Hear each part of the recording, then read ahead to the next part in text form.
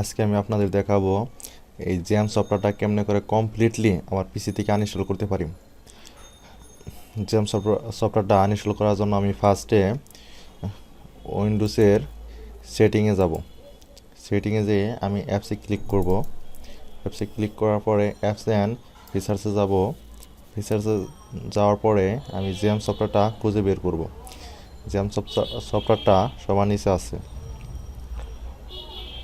Jam software. তারপর আমি একে আনইনস্টল করব।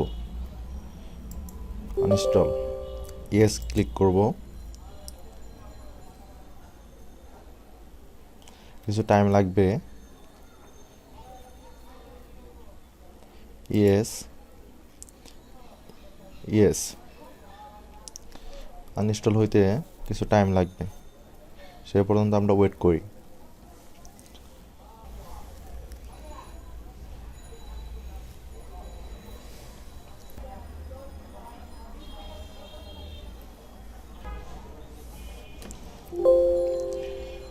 ওকে ক্লিক করব।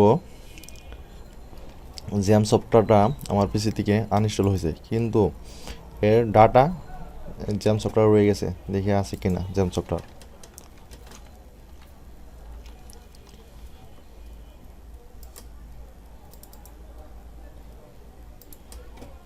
না, কেটে গেছে, এটা শর্টকাট।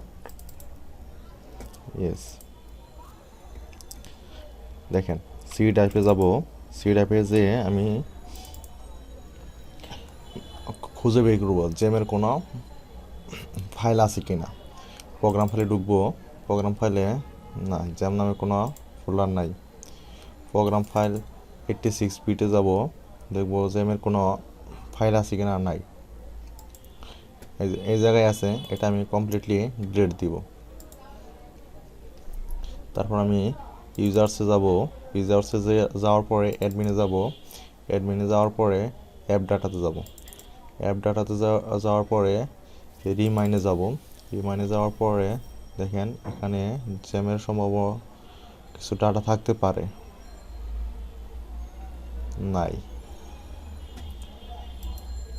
তারপরে লোকাল লোতে যাব।